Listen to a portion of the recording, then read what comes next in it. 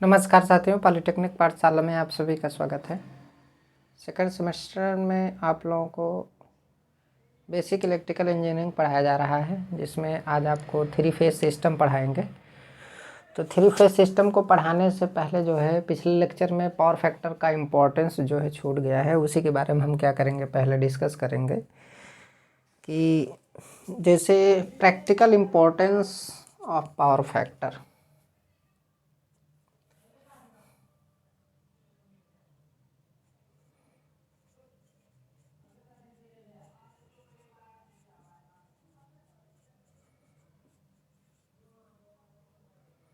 Practical importance of power factor.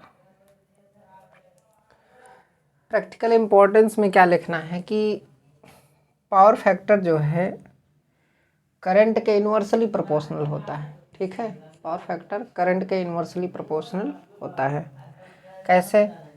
आपको पता है कि P बराबर क्या होता है, वी आई और क्या है, कास फाई है। ठीक है, तो वी आई कास फाई में पावर और वोल्टेज अगर मान लीजिए आपका कांस्टेंट है, P एंड V आपका क्या है, कांस्टेंट है।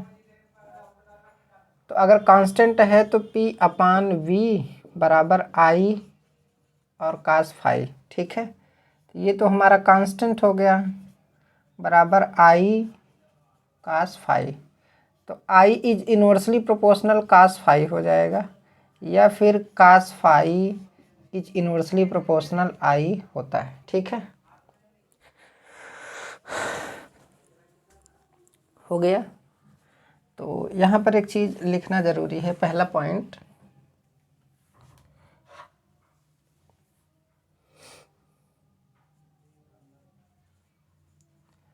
पावर P तथा वोल्टेज कांस्टेंट होने पर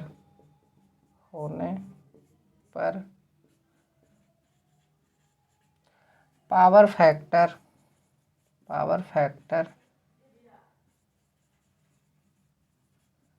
करंट के इन्वर्सली प्रोपोर्शनल होता है।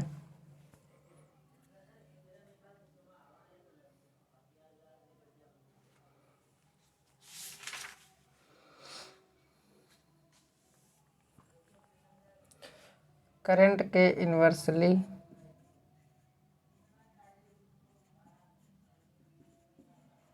प्रोपोर्शनल होता है, अर्थात cos phi is inversely proportional current. ठीक है, या फिर आप इसी को लिख सकते हैं, current I is inversely proportional cos phi. हो गया। तो इसको तो आपको क्या करना पड़ेगा, लिखना पड़ेगा। ये हो गया।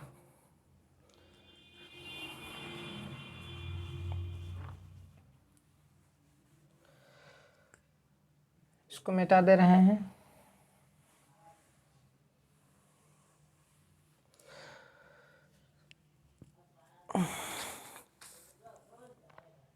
देखिए, जब पावर फैक्टर कास फाई का मान कम होता है तो करंट बढ़ जाती है, ठीक है, करंट बढ़ जाएगी। क्यों? क्योंकि हमारा पावर फैक्टर उसके क्या है, इन्वर्सली प्रोपोर्शनल है। तो ये तो पहला पॉइंट हो गया।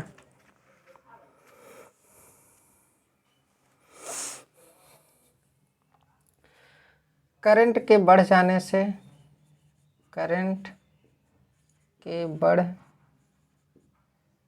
जाने से losses voltage drop, voltage drop, voltage regulation, voltage regulation, losses, voltage drop, voltage regulation,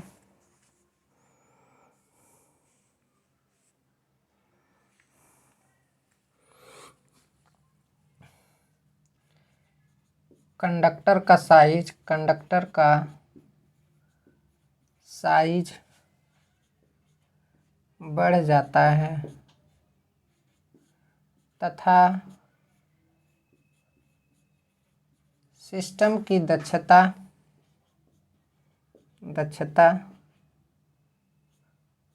घट जाती है, देखिए वोल्टेज करंट के बढ़ जाने से क्या होता है कि area is directly proportional to current होता है। तो करंट बढ़ेगा तो एरिया आपका बढ़ जाएगा कंडक्टर का। सबसे पहला पॉइंट तो ये हो गया, ठीक है। मैं आपको ऐसे ही समझा रहा हूँ, सारी चीज़ें यहाँ पे लिखाना ज़रूरी नहीं है। तो एरिया हो गया। अब करंट अगर बढ़ेगा तो आई स्क्वायर आर, पावर लॉस भी हमारा क्या होगा, बढ़ जाएगा, ठीक है।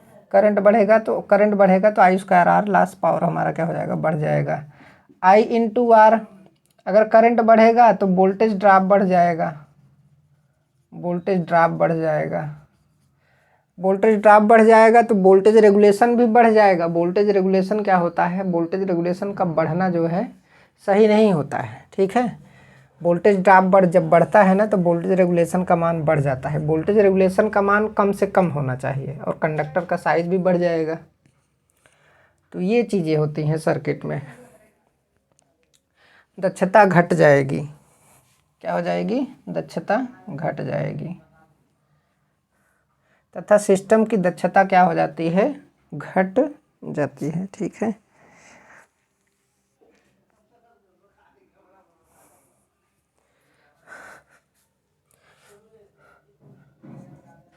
तथा पावर सिस्टम की rating, power system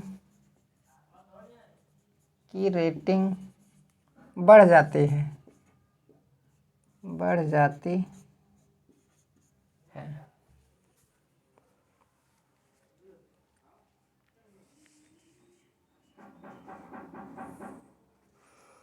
power system के उपकरण की रेटिंग,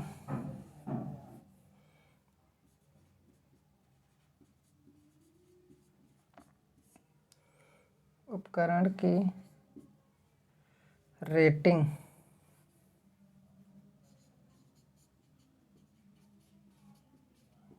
बढ़ जाती। अब रेटिंग बढ़ेगा तो कॉस्ट भी क्या होगा, बढ़ेगा।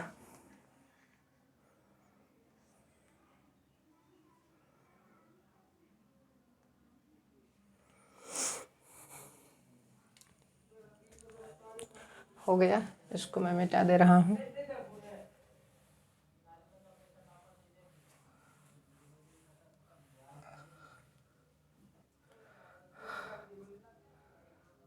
तो अर्थात अगला पॉइंट है, अर्थात पावर फैक्टर कम होने से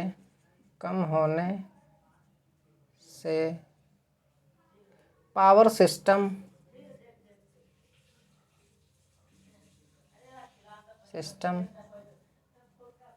अनइकोनॉमिकल हो जाता है, पावर सिस्टम हमारा क्या हो जाता है, अनइकोनॉमिकल हो जाता है, ठीक है।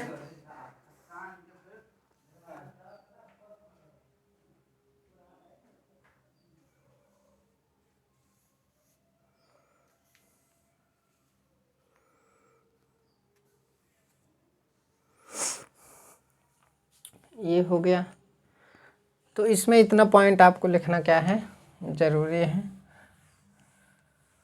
अब पावर फैक्टर कम होने के क्या क्या कारण हो सकते हैं। पावर फैक्टर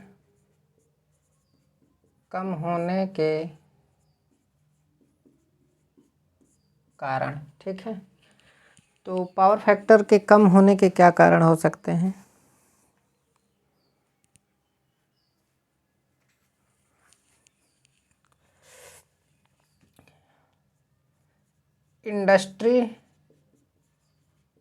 इंडस्ट्रीज तथा घरों में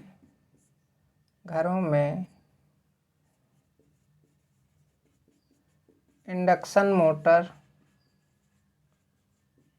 का यूज होना। देखिए, इंडक्शन मोटर जो होता है ना, घर में जो यूज हो रहा है या इंडस्ट्री में जो यूज हो रहा है, उसका पावर फैक्टर बहुत वीक होता है, इंडक्टिव नेचर का होता है, और पावर फैक्टर उसका क्या होता है? लो होता है। इन सब का पावर फैक्टर क्या होता है? लो होता है। तो ये पावर फैक्टर कम होने के ये कारण है, ये सबसे पहला कारण है। क्योंकि अगर मोटर इंडस्ट्री और घरों में जो जुड़ा है, तो ये सारी चीज़ें तो पावर सिस्टम से ही ना जुड़ी हैं, तो पूरे पावर सिस्टम का ओवरऑल पावर फैक्टर क्या हो जाता है? डाउन हो जाता है। ठीक है, एनर्जी की खपत बढ़ जाती है पावर फैक्टर के कम होने की वजह से। और इंडस्ट्री में arc lamp, arc furnace, induction furnace का यूज होना। ठीक है, अगला पॉइंट है इंडस्ट्रीज में arc lamp, arc furnace, furnace मतलब भट्ठी होता है, arc furnace, induction furnace, furnaces,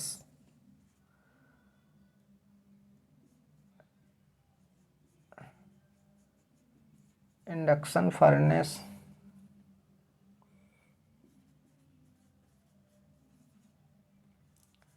etc का यूज होना। ठीक है, तो ये भी एक लो पावर फैक्टर का क्या है? कारण है।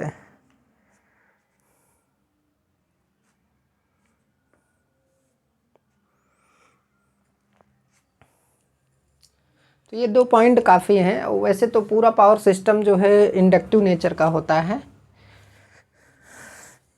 तो पावर सिस्टम इंडक्टिव नेचर का होने की वजह से यहाँ पर लिखेंगे पावर सिस्टम इंडक्टिव नेचर का होने से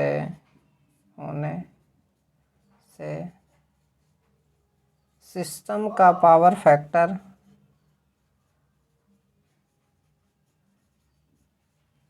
लो होता है। अब आप सोच रहे होंगे कि अगर इन सब के यूज करने से पावर फैक्टर हमारा लो हो रहा है, तो पावर फैक्टर को इम्प्रूव भी किया जाता है, पावर फैक्टर को इम्प्रूव किया जाता है, तब जाके सिस्टम हमारा अच्छे तरीके से वर्क करता है। नहीं तो अगर पावर फैक्टर कम की कंडीशन में हम लोग अपना सिस्टम को चलाएंगे, तो अभी जैसा कि बताया कि वोल्टेज रेगुलेशन कम बढ़ जाता है और दक्षता अधिक नहीं होती है, कम हो जाती है। ठीक है, करंट बढ़ जाती है, हीटिंग बढ़ जाता है, पूरे सिस्टम ओवर हीट हो जाता है, मोटर ओवर हीट हो जाएगा, चीज़ें ख़राब हो जाएंगी, बहुत सारे कारण हो सकते हैं। और सारे पॉइंट इसमें, हाँ, कंडक्टर का साइज़ बढ़ जाएगा जिससे अनइकोनॉमिकल हो जाएगा, कास्ट बढ़ जाएगी, और सारे पॉइंट होते हैं, बहुत सारे पॉइंट हैं। लेकिन BEE में जो भी चीज़ें आपको बताई जानी चाहिए एक लिमिट में बताई जानी चाहिए, क्योंकि बहुत ज़्यादा अगर पढ़ा दिया जाएगा तो आप कितना एग्ज़ाम में लिखेंगे। ठीक है, हालांकि ये भी आपके सिलेबस में नहीं था, लेकिन फिर भी मैं पढ़ा रहा हूँ। अब बेहतर advantage of better power factor.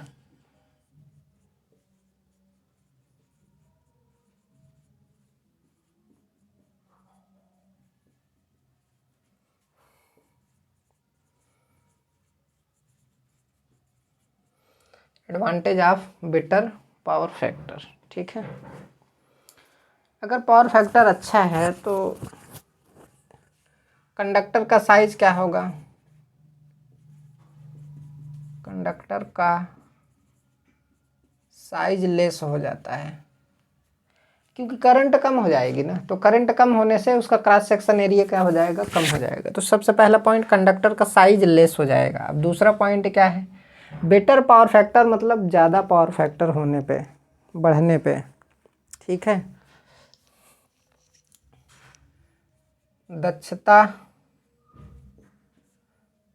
दक्षता बढ़ जाती है। वोल्टेज रेगुलेशन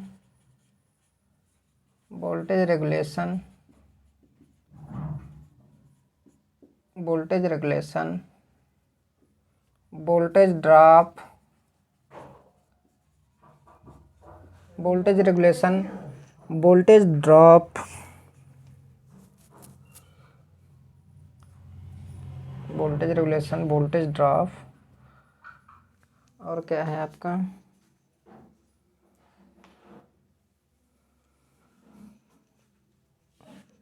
कम हो जाता है। कम होना अच्छा है इसका, ठीक है। और उसके बाद आपका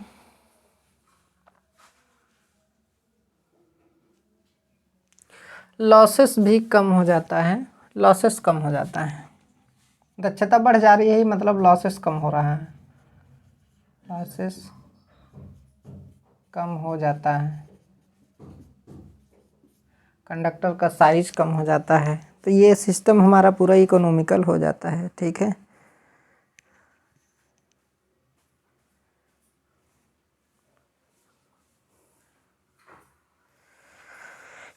केवीए रेटिंग कम हो जाती है,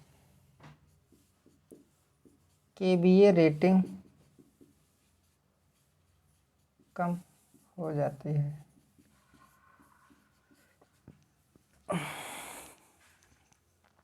केवीए रेटिंग हमारी क्या हो जाएगी, कम हो जाएगी, क्योंकि जैसे ट्रांसफार्मर वगैरह हुए जिनकी रेटिंग आपका केवीए में होता है, तो वो केवीए रेटिंग आपकी क्या हो जाएगी, कम हो जाएगी, जिससे सिस्टम हमारा पूरा ओवरऑल इकोनॉमिकल पड़ेगा, क्योंकि कंडक्टर का साइज आपका घट जा रहा है ना। तो ये पावर फैक्टर आपका यहीं पे समाप्त हो जाता है। पावर फैक्टर में जितना टॉपिक दिया था सिलेबस में वो सब मैंने आपको क्या कर दिया, पढ़ा दिया।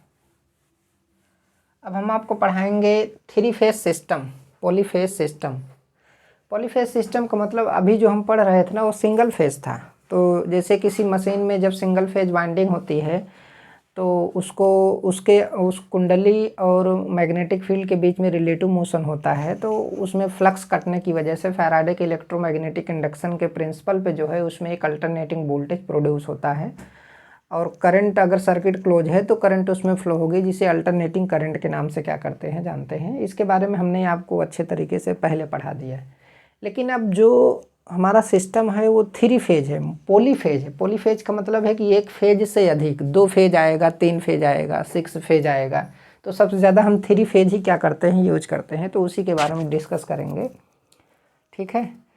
तो अब 3 फेज वोल्टेज का प्रोडक्शन करने के लिए हमें मशीन में अल्टरनेटर हो गया या मोटर हो गया, बहुत सारी मशीनें हैं जो 3 फेज पर ऑपरेट होती हैं। जैसे 3 फेज मोटर हो गया, 3 फेज अल्टरनेटर हो गया। तो 3 फेज अल्टरनेटर 3 फेज वोल्टेज का प्रोडक्शन करता है, जबकि 3 फेज मोटर जो है 3 फेज सप्लाई ले करके क्या होता है, वो ऑपरेट होता है, ठीक है। तो उसके मशीन में जो है 3 फेज वाइंडिंग होती है। क्या होती है, 3 फेज वाइंडिंग होती है। उसके मशीन में 3 वाइंडिंग होती है। सिंगल फेज वाली मशीन में 1 वाइंडिंग होती है, जबकि 3 फेज वाली मशीन में 3 वाइंडिंग होती है, और 2 फेज वाली मशीन में 2 वाइंडिंग होती है। जब 2 वाइंडिंग होती है मशीनों में, तो दोनों वाइंडिंग को एक दूसरे के 90 डिग्री के फेज शिफ्ट पर, फेज डिफरेंस पर रखा जाता है। और जब 3 वाइंडिंग होती है तो 360 में 3 का भाग देने पर क्या होता है कि तीनों वाइंडिंग स्टेटर मशीन के अंदर जो है, तीनों वाइंडिंग 120 डिग्री के फेज शिफ्ट पर क्या किया जाता है, रखा जाता है। और अल्टरनेटर है या फिर कोई दूसरी मशीन है या फिर मोटर है, तो उसके अंदर जो 3 फेज वाइंडिंग रखा जाएगा, 3 कुंडलन रखी जाएगी, और तीनों 120 डिग्री के फेज डिफरेंस पर क्या की जाएंगी, रखी जाएंगी, ठीक है। तो इससे क्या होता है, 3 फेज सप्लाई निकलती है, और 3 फेज सप्लाई निकल करके जा करके 3 फेज सिस्टम को क्या करती है, ऑपरेट करती है। चाहे वो 3 फेज मोटर हो, चाहे 3 फेज ट्रांसफार्मर हो, चाहे और कोई 3 फेज हो। और अल्टरनेटर या एसी जनरेटर या अल्टरनेटर एक ऐसी इलेक्ट्रिकल मशीन होती है जो 3 फेज सप्लाई को क्या करती है, जनरेट करती है। तब जनरेट करेगी जब उसके मशीन में 3 कुंडलन होगी। अगर सिंगल कुंडलन है तो सिंगल फेज सप्लाई, 2 कुंडलन है तो 2 फेज सप्लाई, और 3 कुंडलन है तो 3 फेज सप्लाई का क्या करती है, जनरेशन करती है। ठीक है, तो उसी के बारे में यहाँ पर क्या किया गया है, लिखा गया है। तो इसी को पॉलीफेज सिस्टम बोलते हैं। इसी को क्या बोलते हैं, पॉलीफेज सिस्टम। अब पॉलीफेज, पॉली का मतलब बहु होता है, पॉलीटेक्निक होता है ना, तो पॉलीटेक्निक का मतलब बहुतकनीकी, बहुत सारे फेज होंगे इसमें। ठीक है, polyphase AC system single phase alternating voltage production के लिए या सिंगल फेज सप्लाई पर ऑपरेट होने वाली मशीन में एक कुंडलन होती है। मशीन में एक कुंडलन होती है। देखिए, single phase alternating voltage production के लिए मशीन में एक कुंडलन होती है, या फिर सिंगल फेज सप्लाई पर ऑपरेट होने वाली मशीनों में क्या होती है, एक कुंडलन होती है। परंतु 3 फेज एसी वोल्टेज प्रोडक्शन के लिए या 3 फेज पर ऑपरेट होने वाली मशीनों में 3 कुंडलन होती हैं। ये तीनों कुंडलन मशीन में 120 डिग्री फेज शिफ्ट पर स्थापित होती हैं। 2 फेज के लिए मशीन में 2 कुंडलन होती हैं, और ये दोनों कुंडलन जो है 90 डिग्री फेज शिफ्ट पर मशीन में स्थापित होती हैं। ठीक है, ऐसी मशीन जिसमें एक से अधिक कुंडलन का यूज करके सप्लाई प्राप्त की जाती है उसे पॉलीफेज सिस्टम कहते हैं। ठीक है, उसे क्या बोलते हैं, पॉलीफेज सिस्टम कहते हैं। जनरेशन, ट्रांसमिशन एंड डिस्ट्रीब्यूशन के लिए 3 फेज सप्लाई किसी अन्य पॉलीफेज सिस्टम की अपेक्षा अधिक इकोनॉमिकल और सुविधाजनक है। मतलब जो जनरेशन होता है, ट्रांसमिशन होता है और उसके बाद डिस्ट्रीब्यूशन होता है, तो 3 फेज सिस्टम ही सबसे अच्छा माना जाता है अन्य सिस्टम की अपेक्षा। अन्य पॉलीफेज सिस्टम की अपेक्षा जो है 3 फेज सिस्टम ही सबसे अच्छा माना जाता है। ठीक है, 2 फेज कहीं कहीं यूज होता है, लेकिन 3 फेज ही सबसे ज़्यादा क्या किया जाता है, यूज किया जाता है। तो ये तो हो गया एक प्रकार से इसका डिफिनीसन, इंट्रोडक्शन मैंने आपको दिया, जो कि आपके सिलेबस में दिया है। Advantage of 3 phase system, 3 phase supply system, और किसकी अपेक्षा, सिंगल फेज की अपेक्षा। ठीक है, तो समान साइज वाले 3 फेज जनरेटर का आउटपुट सिंगल फेज की अपेक्षा क्या होता है, अधिक होता है। मान लीजिए एक सिंगल फेज मशीन है और एक 3 फेज मशीन है, दोनों का साइज क्या है, सेम है, तो ऐसी कंडीशन में 3 फेज वाली मशीन का आउटपुट क्या होगा, ज़्यादा होगा। ठीक है, समान साइज वाले 3 फेज जनरेटर का आउटपुट सिंगल फेज की अपेक्षा अधिक होता है। ये पहला पॉइंट क्लियर हो गया। 3 फेज का ट्रांसमिशन डिस्ट्रीब्यूशन का खर्च सिंगल फेज की अपेक्षा क्या होता है, कम होता है। देखिए, अगर सिंगल फेज का ट्रांसमिशन कर रहे हैं, डिस्ट्रीब्यूशन कर रहे हैं, ठीक है, तो उससे क्या होगा, अगर सेम पावर रेटिंग का है, सेम पावर रेटिंग के लिए अगर सिंगल फेज का ट्रांसमिशन कर रहे हैं और डिस्ट्रीब्यूशन कर रहे हैं, तो उसी पावर रेटिंग के लिए 3 फेज का अगर हम ट्रांसमिशन और डिस्ट्रीब्यूशन करेंगे तो 3 फेज के केस में जो है वो इकोनॉमिकल पड़ेगा, जबकि सिंगल फेज के केस में इकोनॉमिकल नहीं पड़ेगा। 3 फेज का ट्रांसमिशन एंड डिस्ट्रीब्यूशन का खर्च सिंगल फेज की अपेक्षा क्या होता है, कम लगता है। ठीक है, और 3 फेज सप्लाई सिस्टम में 3 फेज तथा सिंगल फेज दोनों प्रकार के लोड को सप्लाई किया जाता है। अगर मान लीजिए हमारे पास 3 फेज सप्लाई सिस्टम है तो हम 3 फेज लोड को भी सप्लाई दे सकते हैं, सिंगल फेज लोड को भी सप्लाई दे सकते हैं। जैसे अब डिस्ट्रीब्यूशन तो 3 फेज सप्लाई का हुआ है, तो हमारे घरों में सिंगल फेज सप्लाई आ रही है, तो हमारे घर में सिंगल फेज लोड क्या हो रहे हैं, ऑपरेट हो रहे हैं। और बड़ी बड़ी इंडस्ट्री में जो 3 फेज लोड हैं उनको ऑपरेट करने के लिए 3 फेज सप्लाई दी जा रही है। समझ में आया? अब जैसे मान लीजिए आटा चक्की की मशीन है, उसके लिए जो मोटर यूज होता है, ठीक है, वो 3 फेज मोटर होता है, तो स्मॉल इंडस्ट्री में आ जाता है, तो उसको 3 फेज सप्लाई दी जा रही है। बैलेंस लोड कंडीशन में 3 फेज के द्वारा प्रदान की जाने वाली पावर क्या सप्लाई कांस्टेंट होती है, जबकि सिंगल फेज के केस में पल्सेटिंग होती है। अगर लोड बैलेंस कंडीशन है और 3 फेज सप्लाई, तो उस केस में 3 फेज सप्लाई हमेशा कांस्टेंट रहती है। जो प्रदान की जाती है 3 फेज सिस्टम के द्वारा 3 फेज सप्लाई बैलेंस लोड की कंडीशन में वो क्या रहेगा, कांस्टेंट रहेगा, जबकि सिंगल फेज अगर है तो पल्सेटिंग होगा, तो पल्सेटिंग सप्लाई ठीक नहीं होती है। ठीक है, सेम साइज के लिए 3 फेज मोटर का आउटपुट रेटिंग सिंगल फेज की तुलना में क्या होगा, 1.5 टाइम्स ज़्यादा होता है। अगर साइज मोटर का हम क्या रखेंगे, सेम रखेंगे, 3 फेज का और सिंगल फेज का। ठीक है,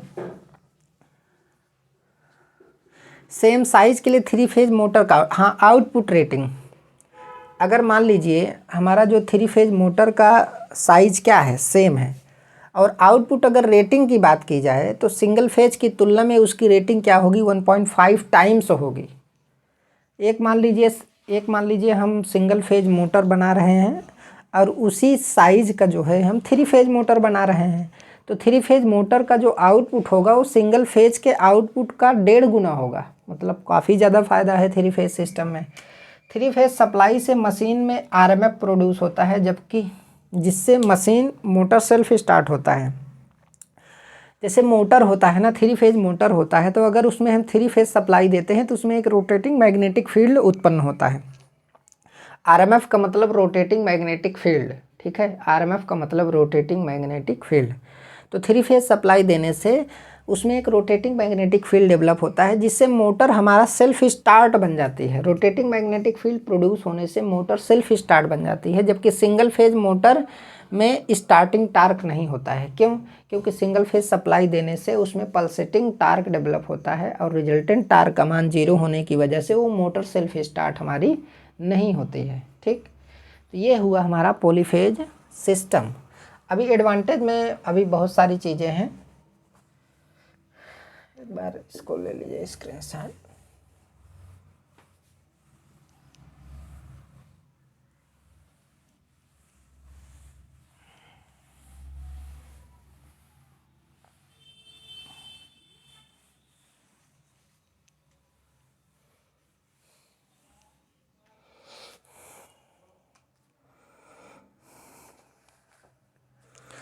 अभी और सारा पॉइंट है इसमें, तो बहुत सारा पॉइंट है, आदमी कितना समझेगा।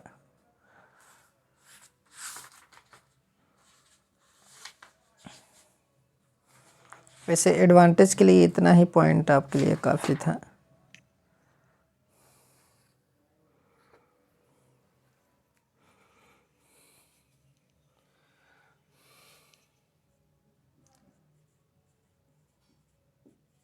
थ्री फेज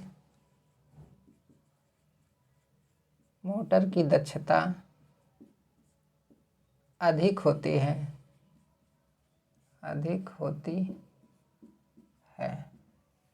सिंगल फेज की अपेक्षा।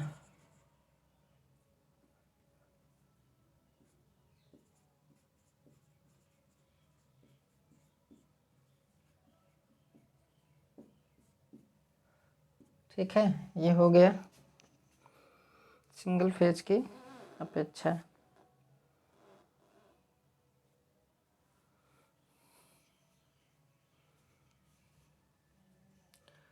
Three phase transmission, three phase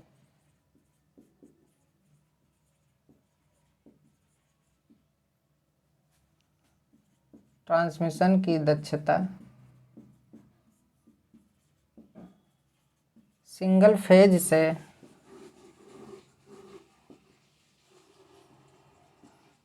अधिक होती है। ठीक है, सिंगल फेज से क्या होती है, अधिक होती है। ये हो गया, तो ये आपका एडवांटेज रहा। अब थ्री फेज सिस्टम में दो कनेक्शन होता है, एक आपका स्टार कनेक्शन और एक डेल्टा कनेक्शन। उसके बारे में हम अगले लेक्चर में बताएंगे, और अगले लेक्चर में जो है आपका पूरा थ्री फेज सिस्टम क्या हो जाएगा, समाप्त हो जाएगा। तो आज का क्लास यहीं तक, धन्यवाद।